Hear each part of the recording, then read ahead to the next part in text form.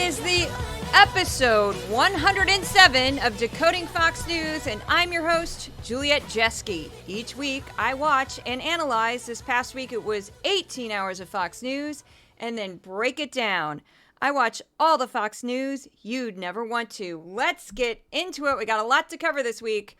Fox News, squatter caravans, chaos at the RNC, and how to blame Buttigieg for a bridge collapse in Baltimore. I hope it's a lesson to people that are considering contributorships there. Even when you apologize, even when you lie on the sword, which Ronna McDaniel did in some cases in the interview because they beat her so much on TV, they still will get rid of you. Even when you apologize, they still get rid of you. It's never enough for them. They feel as though she would have been in there going to bat for President Trump or giving his point of view out. Also, they ripped her for a half hour. Yeah.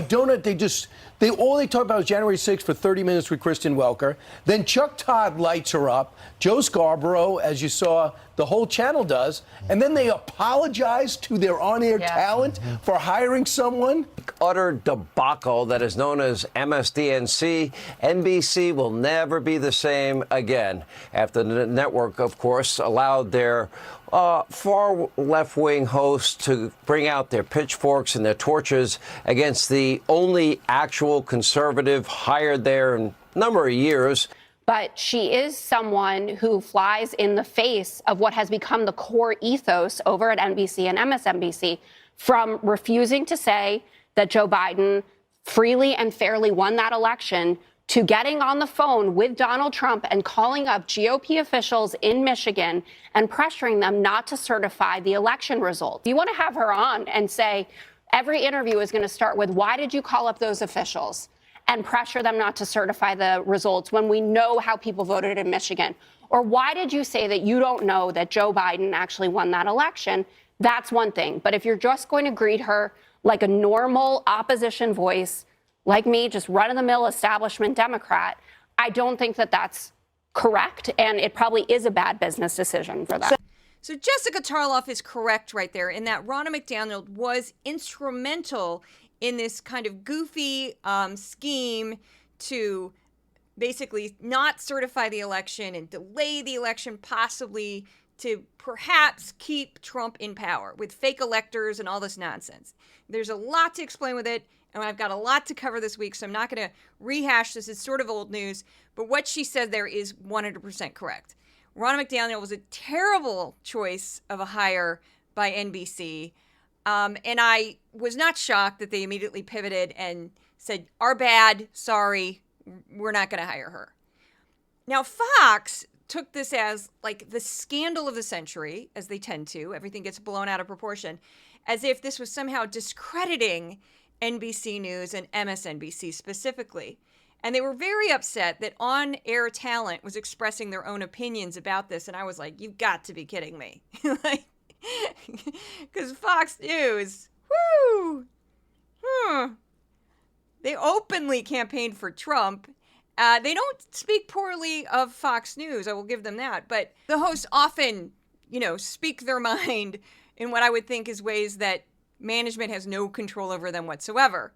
And that was sort of apparent in the Dominion voting systems defamation lawsuit and settlement, where when text messages and emails were released to the public, correspondence that we could see, some of these top paid anchors were openly saying, like, I don't believe this story, but I'm going to air it anyway because, ratings. I'm paraphrasing, of course. Nobody actually said that. But, you had Tucker Carlson saying that Trump was a demonic force. I can't imagine.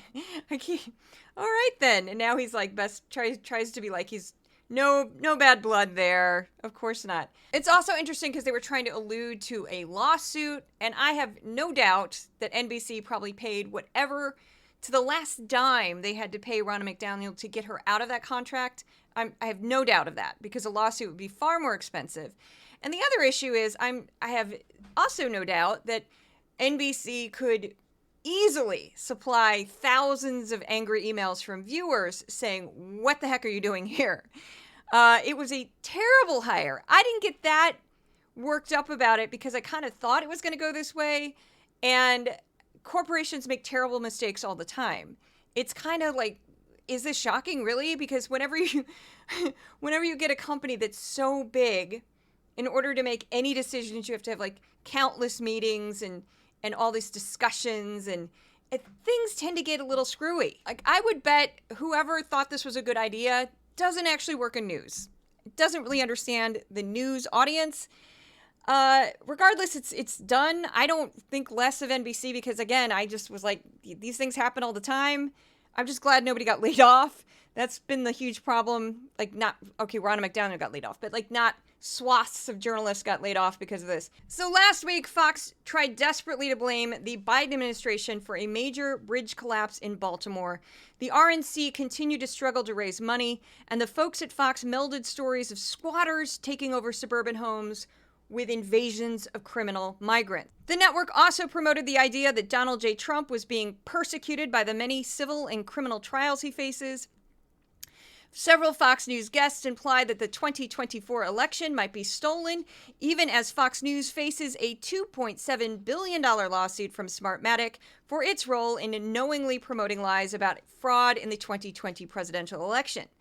Anyone exclusively watching Fox News last week might have missed stories about a recall election involving an elected official in Oklahoma with white nationalist ties. Fox viewers might have also missed Texas Attorney General Ken Paxton's legal settlement in a fraud case and the fact that Donald J. Trump was hit with yet another gag order in one of his criminal trials. So shows I covered last week, Fox and Friends, I picked up extra hours on Tuesday for the bridge collapse and on Friday, The Five, and Hannity. Now, the reason why I picked up an extra hour of Fox and Friends, and I want to tell you this because Fox does this to me all the time. They kept hyping up this interview with Brian Kilmeade and Trump. Brian Kilmeade was going to interview Trump. And I was like all excited. So I said, I want to see that. Maybe I can cut it up. Maybe I can do something with it. So I go out of my way to catch this extra hour.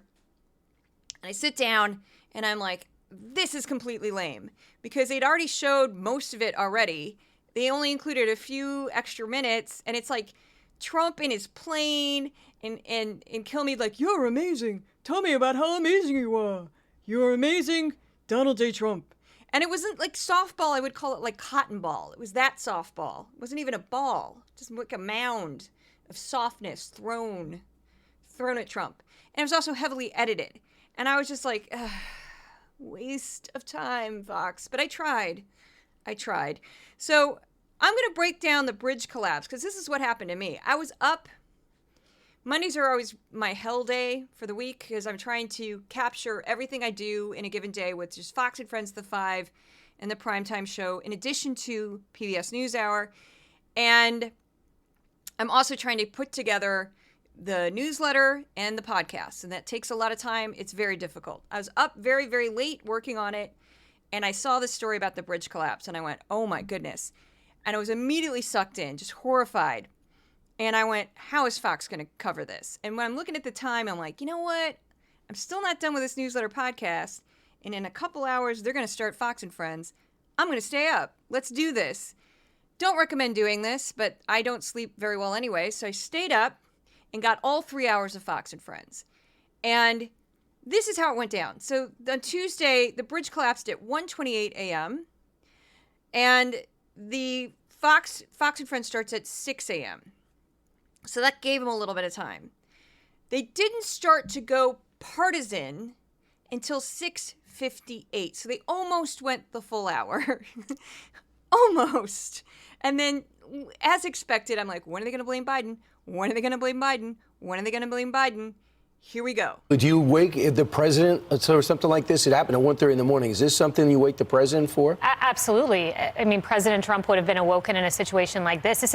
When is the last time this happened? As we've been speaking about, the last time that I can find is 40 years ago in Tampa, Florida. This is a national tragedy, a state of emergency described as a mass casualty event. So, yes. A developing mass casualty event. You wake up the president. And as you wake up this morning, as you look, these are images of Baltimore Harbor right there. I should point out, because it was a holiday week, Kayleigh McEnany was sitting in, and she used to work for Trump as the White House press secretary. Why was she bringing up Trump? That's kind of bizarre. But she brought up Trump. And Ducey sort of masterfully pivoted away from why are we talking about Biden? Because that kind of came out of complete thin air. Just all of a sudden she brings up Biden. It's like, has anybody woken up Biden yet? Now, to briefly explain this accident, and it does seem that it was just a terrible, freakish fluke of an accident. A cargo ship that was 980 feet long. I have a great resource in the newsletter if you want to check it out on a hyperlink that takes you to an article that actually shows the size of this ship in comparison to like famous buildings, including, or structures, including the Eiffel Tower. That's how big this thing was. It wasn't completely loaded, but it was heavily loaded. Somehow, for some reason, it lost power right after tugboats had pulled away from it. And it happened to run into a support structure pillar. From what I read in the New York Times, they had 5 minutes warning, 5 minutes to block any new cars from going on the bridge and to try to get this crew of construction workers off the bridge. Sadly, they were not able to get this crew of construction workers off the bridge, but they were able to block traffic, which definitely saved lives. 5 minutes, just harrowing. New York Times is a great resource on this. They had, which is also hyperlinked in the newsletter, they have like minute by minute, includes correspondence of people on the ship. The pilot was American. The crew was all from India.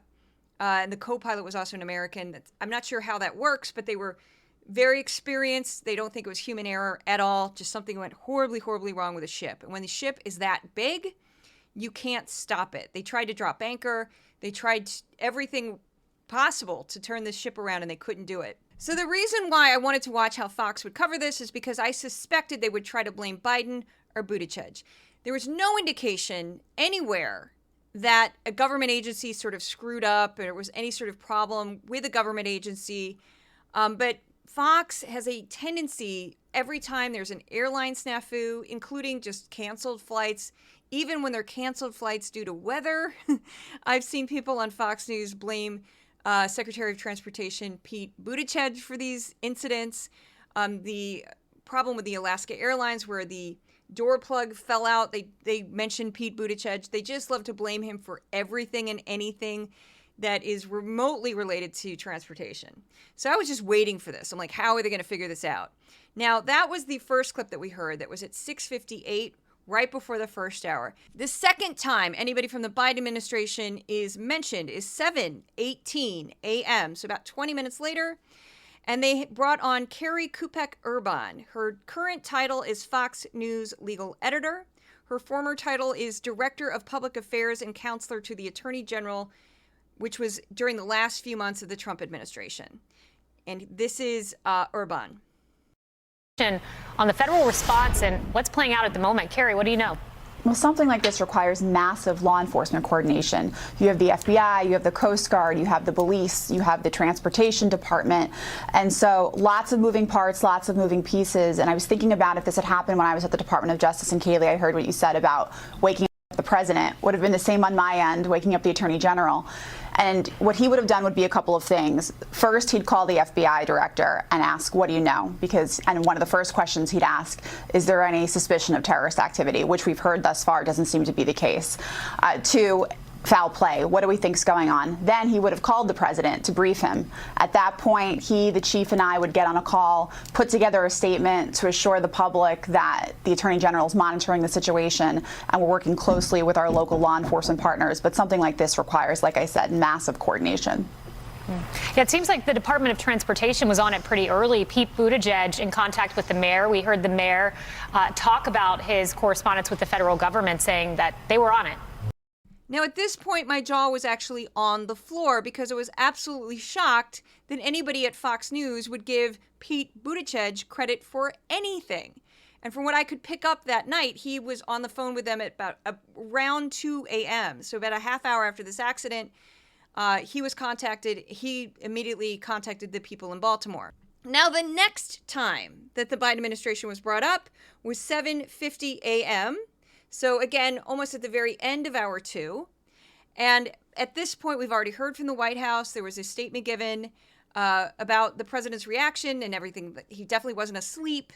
And this now, we're about a half hour from when McEnany actually said, oh, well, Pete Buttigieg is on the job, basically, it's still not good enough for Fox. This first voice you're going to hear is Mark Meredith, who's a correspondent from Washington, D.C., which again is not Baltimore. It's close, but it's not Baltimore. So he's not reporting from the scene. He's actually reporting about the White House reaction to this tragedy. And so we'll let you know again if the president has anything directly to say about this, whether it be online or as he heads out of town this afternoon. Another test for Pete Buttigieg between the supply chain, the pilot problem. Is he going to arrive on the scene? Do we know that, Mark? I mean, Baltimore is only about an hour away. With it being in arm's reach, is there any plan for the secretary to go to the scene? That's a great question, Lawrence, and I would have to bet that at some point, whether it's today or tomorrow, we would see the secretary go there. I don't know for a fact that he is in Washington this week or not. The secretary could be out of town, but we will certainly make that inquiry. Obviously, with him putting out one of the first statements on this tragedy, the spotlight they knew was going to be on him. And you're right, it's not far for officials here from Washington to make their way. Obviously, it's going to take a little bit longer now with the traffic back up, but I would imagine you'll definitely see some sort of federal administration response, whether it be from the National Highway Transportation Safety Administration, from DOT, maybe somebody with NTSB. We'll wait to see. So what really destroyed the momentum that Fox was trying to build here for blaming Buttigieg or Biden is that as this coverage went on, government officials and first responders kept mentioning Buttigieg in a favorable light. They would say things like, Buttigieg was here, we've been talking to him, we've been talking to the federal government, the FBI is here. That massive coordination of the federal government was actually happening, and happening efficiently, and happening in a way that was helping everybody. And then it just turned into an incredibly depressing search and rescue operation where it was very clear that nobody was expecting to find any survivors. The fact that they found 2 men in the water who were construction workers, one of whom was barely even harmed. They said he didn't even go to the hospital. He walked it off. He refused medical coverage and just went home. And the other man was badly injured. It was remarkable because it was a 180-foot drop from that bridge into the water. But then it just turned into this kind of incredibly sad, depressing footage of men talking about how nobody could survive this underwater in a car or not. There's no way you could survive it. And then Fox moved on. So in the third hour, they went back to doing regular commercial breaks. They went back to doing other stories, the whole 9 yards. By the time I watched The 5 at 5 p.m., this story had been reduced to a short 2-minute segment, and they just moved on to another story.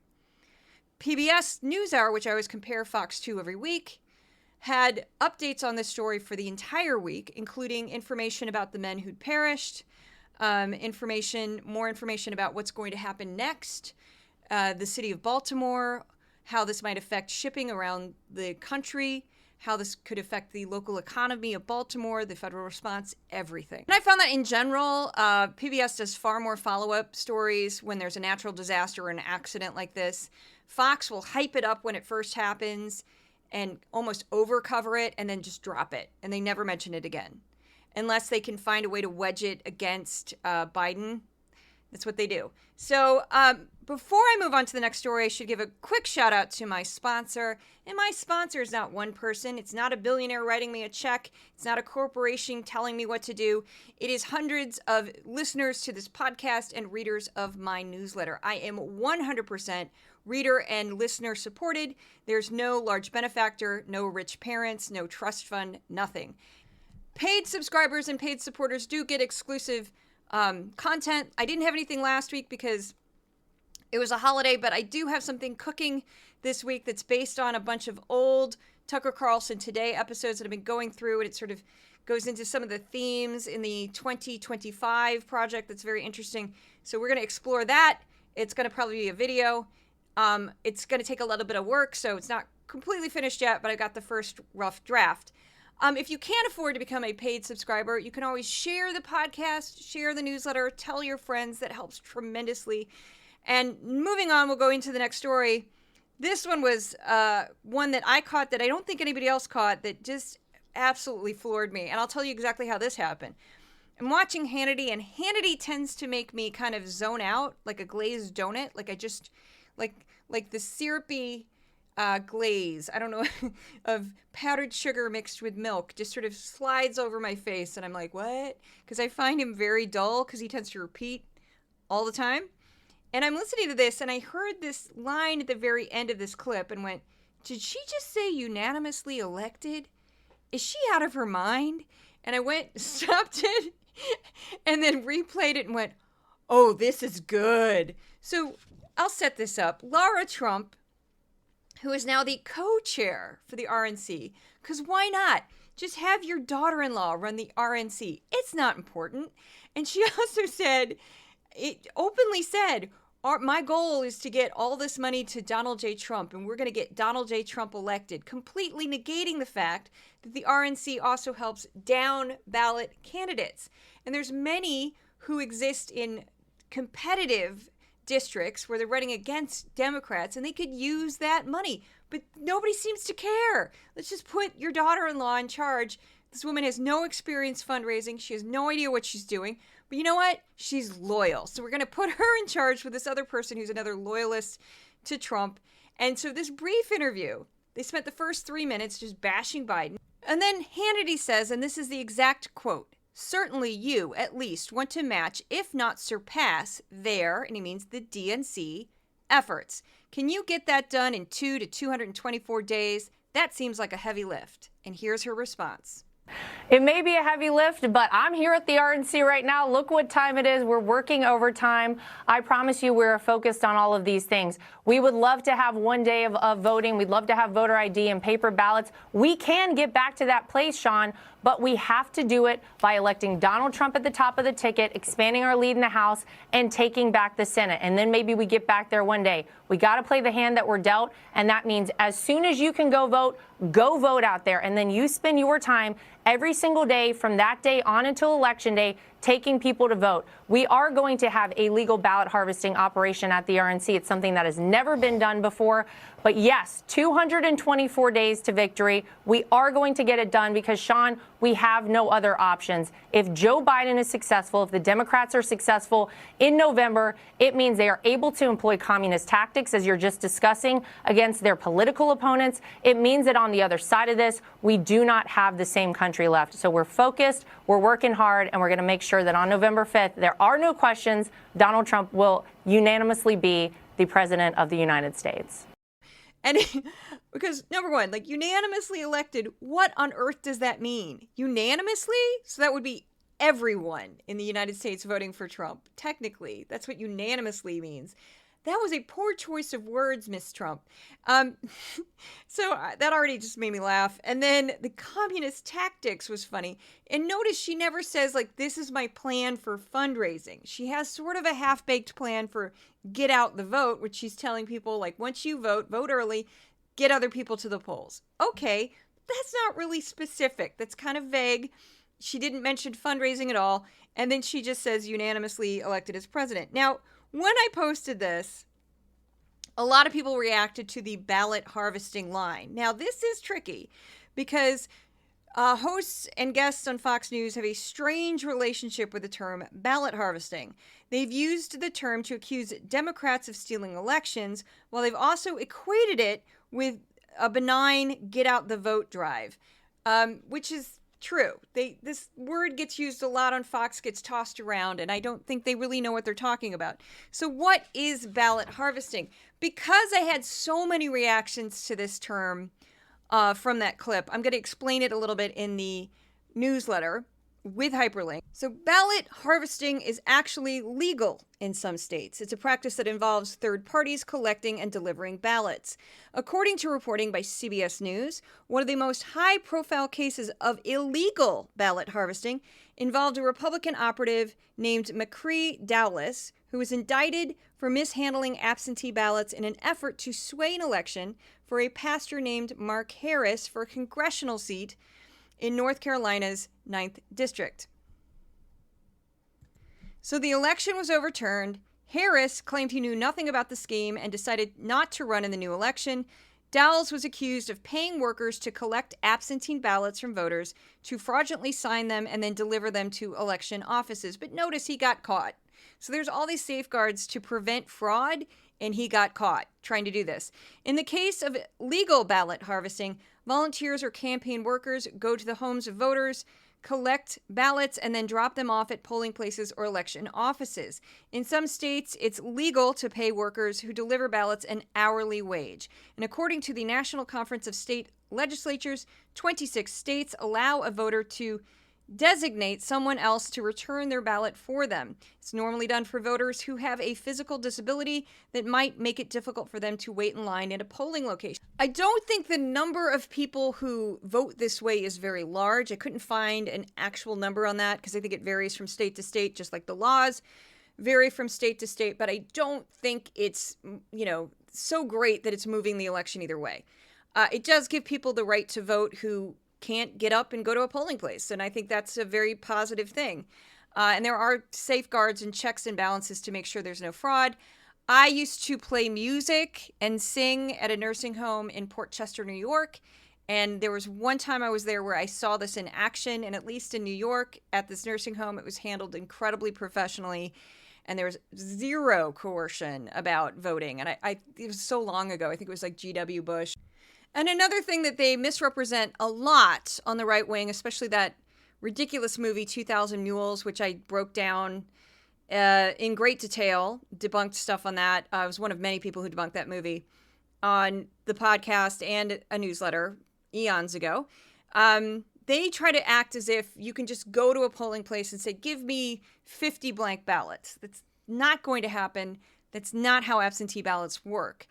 Even if they're sent to a person's home that is deceased or sent to the wrong address, what's going to happen is whoever gets that ballot is not going to just be able to vote and then, forge a signature that looks believable, close to the signature on file in order to vote. That's what you'd need to do. You'd have to know exactly how that person signed their name, have to get a pretty good match, and send it in. So that's how they're assigned to a specific person. It's not just a blank ballot. So most of Fox News was obsessed with focusing on the fact that the same day that a pre-planned, kind of glitzy, expensive fundraiser was being held in New York City, out in the suburbs, there was a wake for a fallen NYPD officer named Jonathan Diller, who was killed in the line of duty.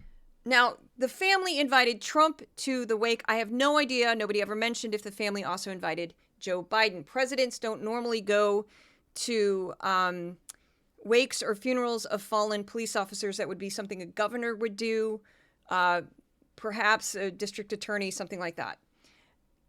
Now, someone also did some research on this, and they looked up every other time a police officer in the past few years have died in the line of duty, and Trump didn't go to any of those funerals or wakes, but he went to this one. And another thing that they kept saying on Fox that was very, I think a little unrealistic, is they kept saying, well, Biden could just zip out, go to this wake, go back to the fundraiser. Technically, I guess, but the amount of security needed with the Secret Service of a sitting president, it makes that very, very difficult because they have to sort of sweep the area before Biden could show up, and they have to, it's very, very involved. So I don't know how practical that would be. And it was also telling that when Brian Kilmeade interviewed Trump about attending this wake, the first thing Trump said, or it's very early in the interview, I'm not sure exactly where, but it was early in the interview, Trump just talked about how everybody loved him at the funeral. The family also was angry with Governor Kathy Hochul when she showed up and she was kicked out of she actually went to the funeral, which was on Saturday, and she was kicked out. Other local officials went to this man's wake or funeral. There are more than one event, and they were not welcome. It's a terrible situation. I feel absolutely nothing but sympathy and empathy for the family of this fallen officer. He's quite young. He had a very young son. No police officer should be killed in the line of duty. It's a horrible thing to go through.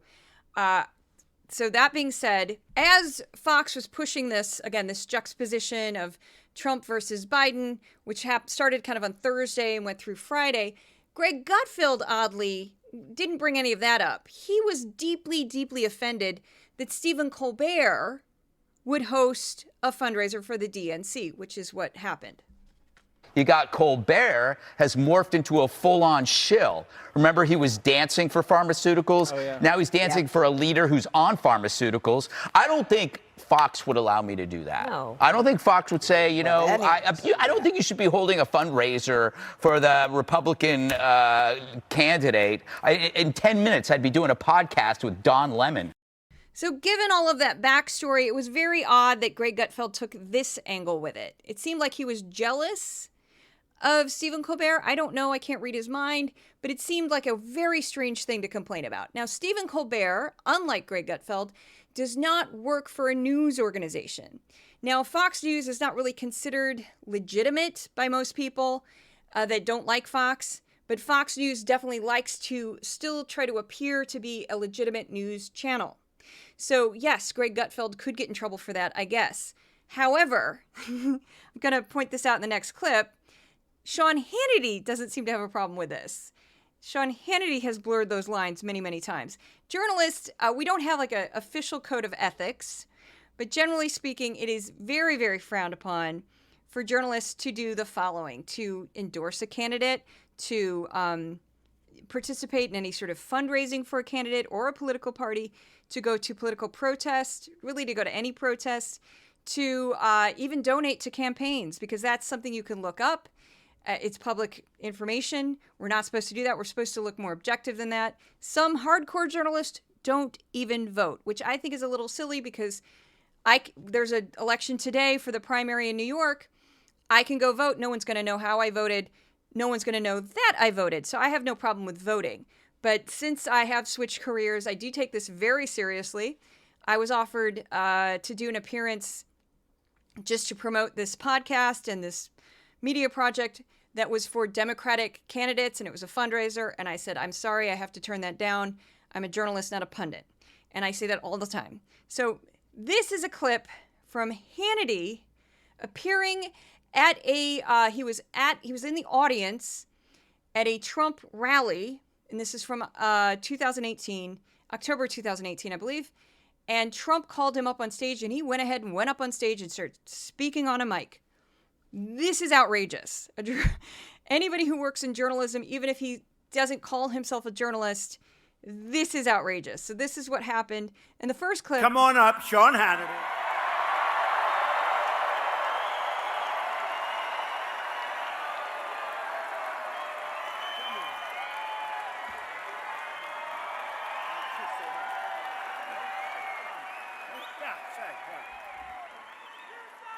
By the way, all those people in the back are fake news.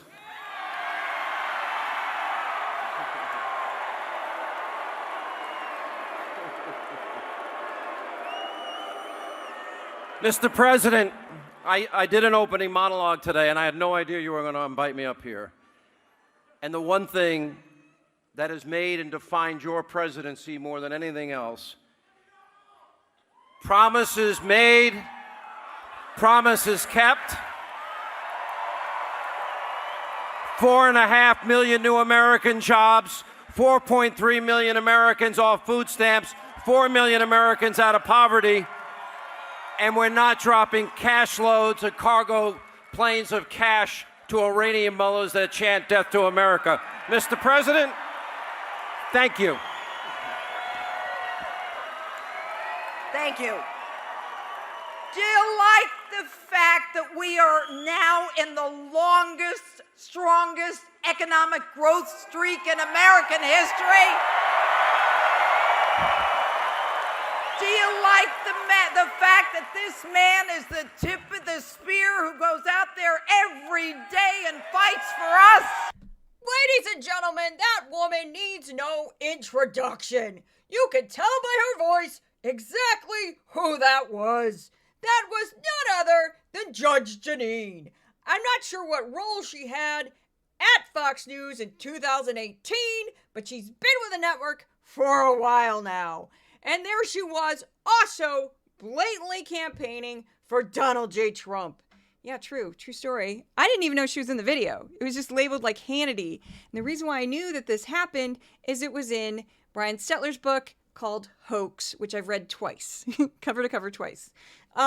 So it's a great book. And I learned, I read it like 2 years after I read it the first time, and I'm so glad that I did, because characters like Jesse Waters, who I didn't even know who he was when I started this project, took on a totally different new life the second time I read it because I knew more about these people.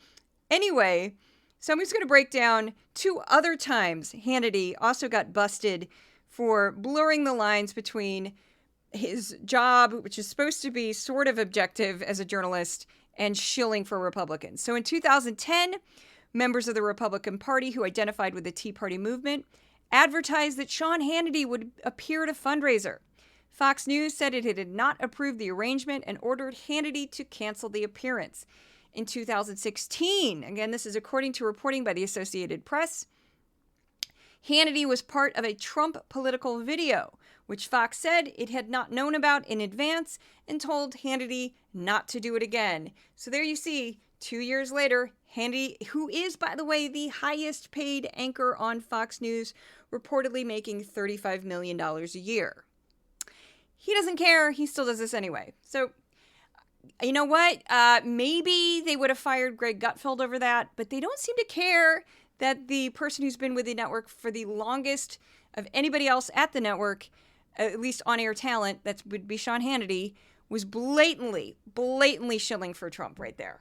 Unbelievable. Now, this next clip went viral, was picked up by a journalist at Raw Story. She wrote a little article about it. And I didn't know this, but at the time I figured it out. She is also an alumni of the same program I graduated from, which is the Craig Newmark Graduate School of Journalism at CUNY, City University of New York, which is part of the state system in New York. And I got very excited when I found this out because she had hyperlinked to my Substack, which most journalists don't do. And I saw immediately a surge in new followers, new paid subscribers, the whole 9 yards. I was just like over the moon, so excited.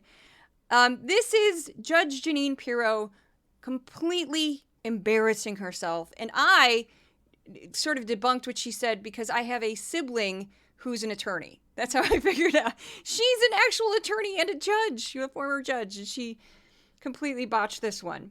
Is conditioned, of course, upon his perfecting his appeal by September. That means he's got to have all his appellate work in the appellate division, first department, which rendered this decision reducing the bond. But I want to just, Dana, because I looked this up, when Sam Bankman-Fried, who apparently conned something like $1 million or 1 million victims, his bond was $250 million. Bernie Madoff had 40,000 victims. His bond was $10 million. Donald Trump, no victims, $500 million.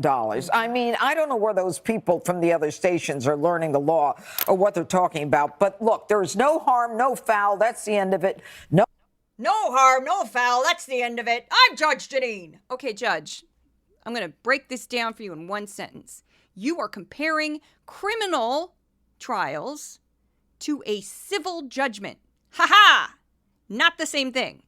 In the case of Bernie Madoff and Sam Bankman-Fried, they paid a bond set by a judge to prevent going to jail because they were considered high flight risks because they were incredibly wealthy men who could flee the country. And I'm going to repeat this. They had not yet had a trial. They were awaiting trial. Donald J. Trump, civil trial. He already had a trial. A judge ruled on the case. They said, you owe this much money. And Trump said, I want to appeal that. And the appeals court said, well, in order to appeal that, and this is standard, you got to put up the money now. So in case you lose that appeal, we get the judgment. Because again, he already had a trial. Now, if you think that there is no difference between those two things, I don't know what to tell you. And again, I'm not a lawyer. I only have a sibling as a lawyer. And when I told her this, she said, absolutely, you are correct. So there you go. So this next one is just titled, Criminal Migrants Will Steal Your Home. This boiled down to one man, his name was Lionel Moreno, who is an undocumented immigrant from Venezuela. He thought it was a good idea to make TikTok videos mocking our social welfare system and how he was exploiting it. And then for some reason, he thought it was a good idea to make a video where he said, and these are all in Spanish, I figured out how to steal a home. Basically, you got to squat in it when somebody leaves it. And if you stay there long enough, you can own it. Now, I looked that up. And that varies from state to state. And you have to live in the home as a squatter to technically own it for 10 to 20 years. But what people do is they'll squat in a home for as long as they possibly can until the court kicks them out. And they cause all kinds of damage. It's horrible. Now, squatter laws, squatter rights actually vary, again, from state to state. And for some bizarre reason, Fox has really been focused on these stories, and they've been pushing them a lot. So when they got hold of this TikTok video, that was it. Then they decided that every single migrant coming into the United States would also squat and steal your home. So on Thursday, Stephen Miller appears as a guest on Hannity. Judge Jeanine was the guest host of the show that night. And he brings this same sort of theme to fruition. Now, if you don't know Stephen Miller, he was an advisor to Donald J. Trump. He's virulently anti-immigrant. He was a big proponent, a big champion of the family separation policy under Trump, where small children, sometimes very, very young, were taken from their parents and put into separate detention from their parents as a means to deter illegal immigration. Horrific, horrific policy. Tom Homan, who is the former director of ICE, wrote the policy, but Stephen Miller was a big advocate for the policy. So he comes on Hannity, like I said, Thursday, and this is what he has to say about this kind of crazy theory that migrants will squat in your home and steal it. This is the ultimate indignity. Not only do you have illegal aliens trespassing in our country, they're now being coached to trespass in our physical homes and steal them from their rightful and legitimate homeowners. This is the dispossession of the American people. And every Senate Democrat is complicit. Just 1 week ago, and many people may not realize this, there were 3 votes on the Senate floor, and they came down to a party line vote. Every Senate Democrat voted to kill the Lincoln-Riley Act. They voted to kill an amendment ending sanctuary cities, and they voted to kill an amendment ending Joe Biden's secret migrant flights. Those are the flights where illegal aliens are flown, hopped over the border, and then resettled in towns and cities across America. They are sponsoring the invasion. They are financing the invasion because their objective is to have as much illegal immigration as humanly possible. Every time Stephen Miller appears on Fox News, I think to myself, does that man ever experience joy? Because I don't see it. He's always that angry. He's always sort of yelling the entire time he's on the network, and it's always just this pure hatred and rage towards immigrants.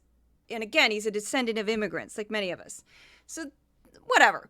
But I just want to point out that the person who made the undocumented immigrant from Venezuela, Moreno, who made the TikTok video, because of the publicity on Fox and other right-wing media outlets, was picked up the day of this segment by the Enforcement and Removal Operations Office of ICE. And he is currently sitting in a county jail in Ohio. They got him for another violation. He failed to appear for one of the many things he was supposed to appear for his immigration status. And so he is currently locked up. Now, Fox featured several specific examples of squatting, but never once did any of them involve anybody who was an immigrant, undocumented immigrant, nothing. They were always Americans squatting in another American's property. And they're horrific stories. It's not a pleasant thing to go through. I feel terrible for anybody who's had to deal with a squatter. I have a feeling that this extra publicity that these stories are getting, at least in some states, the laws will change, because right now, the squatters are treated kind of like a tenant. And so you have to go to civil court, which can take months to get rid of these people who, while they're in your property, destroy it, damage it, all kinds of horrible things. I can't imagine it'd be a really difficult thing to deal with. So I don't mean to minimize squatting. It's just bizarre that Fox, for some reason, picked up on these crimes, is really overplaying them, and then they combined them with illegal immigration based on this one TikTok video. That was a little bizarre. Now, very quickly, the last clip is just 3 very fast quotes I picked up. First is Mike Huckabee. We move on to Charlie Hurt, and then Alina Habba. These are all 3 guests on Fox News who imply that the next election will not be fair. So So it probably makes sense to lock him up and throw the key away and just pray and hope that somewhere along the way they can get enough mail-in votes to take him to the finish line. But I do pray that I do think that most people see through it all, and I pray that the election that we're heading into, and that Republicans take this very seriously, that we get a hold of this, because the mass mail-in ballots is not the way to go. Well, yeah, and many countries have outlawed them, but he has also a right as the executive branch to question and provide election integrity. God knows our country needs that right now, Jeanine. I know you know it. I know it. The American people know it. Now, again, Fox is staring down the barrel of a $2.7 billion lawsuit from Smartmatic, yet they have no problem with people going on their airwaves and saying stuff like this. Now, of course, that is not anything that would be considered defamatory, because those comments are vague. They're not directed about a specific company, but still not a good idea to be promoting this stuff when you're dealing with these legal issues. But that's my 2 cents. So next up, we have stories Fox News ignored. Every week, I compare the hours I've analyzed on Fox News to 5 hours of the PBS NewsHour. The following list are stories that PBS covered that Fox News did not. We're going to start with updates in the Israel-Hamas war. Secretary of Defense Lloyd Austin presented an alternative to Israel's plan to invade Rafah during the ongoing negotiations for a ceasefire. The top court at the UN ordered Israel to open up more land crossings to allow food, water, fuel, and other supplies for humanitarian aid into Gaza. Israeli Prime Minister Benjamin Netanyahu returned to negotiations with Hamas for a ceasefire. Israeli airstrikes killed 40 in Syria. A UK-based monitoring group said most of the casualties were Syrian soldiers and Hezbollah militants. Israeli airstrikes killed 16 people in Lebanon. 1 Israeli was killed by Hezbollah rockets. Updates to the war in Ukraine. 9 people, including a teenage girl in the capital of Kyiv, were injured after a series of Russian missiles were shot down by Ukrainian air defense. The Russian military has continued to target power plants and the civilian energy grid in Ukraine. Russian bombing damaged at least 3 energy stations in Ukraine, leaving parts of the country without power. North Korea's Kim Yo-jong, the sister of leader Kim Jong-un, said that the Japanese Prime Minister Fumio Kishida wanted to meet with the North Korean leader. Representative Marjorie Taylor Greene of Georgia, a Republican, filed a motion to vacate to oust Speaker Mike Johnson. Greene was angered by a House vote on a $1.2 trillion package to keep the government open. Boeing CEO Dave Calhoun will step down at the end of the year. The chairman of the board, Larry Kellner, said he won't stand for re-election this year, and Stan Deal, CEO of the commercial airplane unit, is out, effective immediately. The EU is investigating Apple, Google, and Meta for violations of the new Antitrust Digital Markets Act. The new law requires companies to comply with a set of rules regarding competition in the marketplace.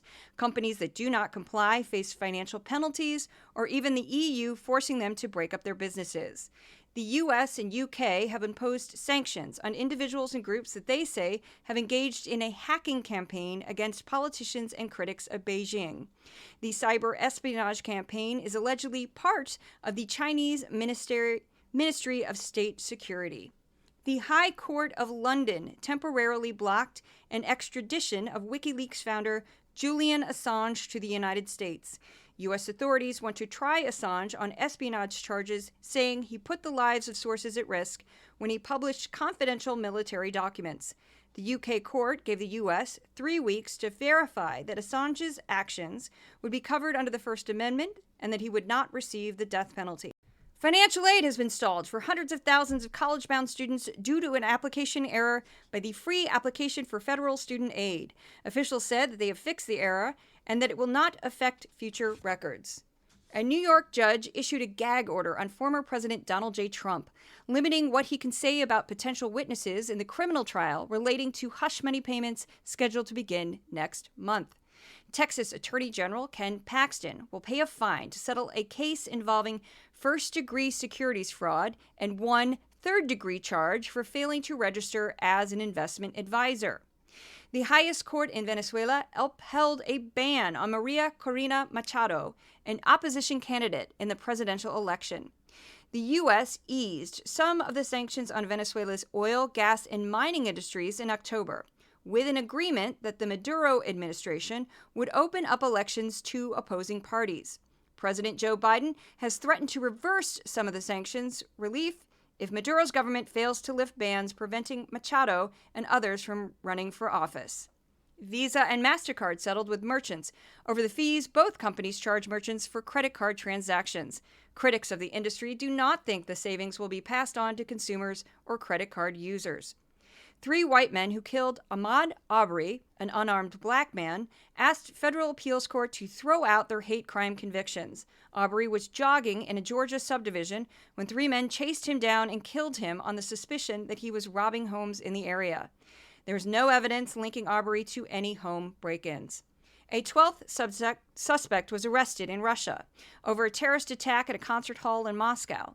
Although an affiliate of the Islamic State group has claimed responsibility for the attack and provided footage showing its gunmen killing 139 people at the Crocus City Hall, Russia still insists Ukraine was involved.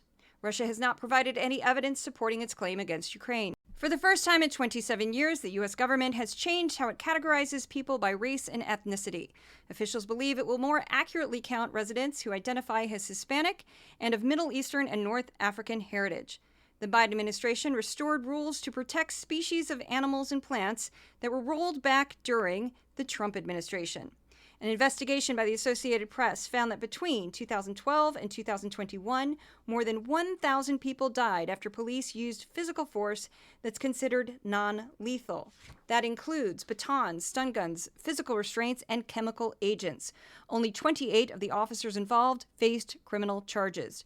Georgia Republican legislatures passed a series of new voting rules. Among the changes to the state's election laws are making it easier to challenge voter eligibility, expanding access for independent candidates to get on the ballot, expanding the use of paper ballots, and restricting who can serve as election workers. As part of President Biden's Investing in America agenda, the U.S. Department of Energy announced up to $6 billion for 33 projects across more than 20 states to decarbonize energy-intensive industries and reduce industrial greenhouse gas emissions. Judd Blevins, 42, a city commissioner in Edmond, Oklahoma, faces a recall election after news broke of his ties to white nationalism. His connection to extremism was uncovered by Connie Vickers, an elderly resident of Edmond, who found a photo of Blevins at the 2017 Unite the Right rally in Charlottesville, Virginia. Louis Gossett Jr., the first black man to win an Oscar for Best Supporting Actor, has died. He was 87. He appeared in the seminal TV miniseries Roots and won the Academy Award for his role as a Marine drill instructor in An Officer and a Gentleman. Gossett was born in the Coney Island neighborhood of Brooklyn, where he got his start appearing on Broadway in A Raisin in the Sun and Golden Boy. So those are all the stories that PBS covered that Fox did not. Now we're moving on to By the Numbers. Every week I take the top 5 topics discussed on Fox News and compare them to the top 5 on PBS. Here we go. For Fox, bridge collapse in Baltimore took up 23%. Biden bashing, 15%. 8% border crisis, 7% Trump's legal problems, and 7% Ronna McDaniel fired at NBC. PBS, number 1 was author profile. It's people who wrote books. 7% Israel-Hamas war. 6% the Supreme Court abortion medication case. 5% artist profile. That's various artists. And then 4% a gun control program in Tennessee that's sort of being worked out. It's a very interesting segment. I didn't include it in the stories Fox News ignored because it really wasn't a topical story at all. It was very evergreen, and that it was about a program, I'll just describe it very briefly, that put pro-gun rights advocates together with people who wanted gun control in an environment where they were talking to each other and trying to work out solutions. So it was a very interesting segment, but it really wasn't topical. So it wasn't like Fox was ignoring it because this was something that goes back all the way, like it was over a year old. So I just thought it was very interesting, but that's why I didn't include it in there if you're wondering. So words used on Fox for the week ending March 31st, 2024. We start with Biden at 388, Trump 352, Border, 125. That's quite high. Crime, 96. Also high. Migrant, 58. Squatter, 57. Israel, only 35. Inflation, 26. Hunter, as in Hunter Biden, 15. Economy, 15. China, 14. Iran, 8. AOC, as she always makes it, 7. And Caravan, 5. And that's it for the podcast. Thank you so much for listening. If you'd like to check out anything more about Decoding Fox News, you can find me at X, formerly known as Twitter, Threads, Instagram, TikTok. If you want to find my YouTube channel, it's Juliet Jeske, spelled Juliet Jeske. You can also find me on Facebook. I have a fan page. And that's it. If you'd like to become a paid subscriber, please go to my Substack for Decoding Fox News, Patreon for Decoding Fox News, the podcast mascots, Odin and Thor, send their love, and I will see you at the next podcast. Thank you all for coming to my one-woman show. It's nice to meet you. Will we meet again? I'll never know. You can smell my leather from my head to my toes. Smile for the camera. I'll see you on my video. Resolute Square.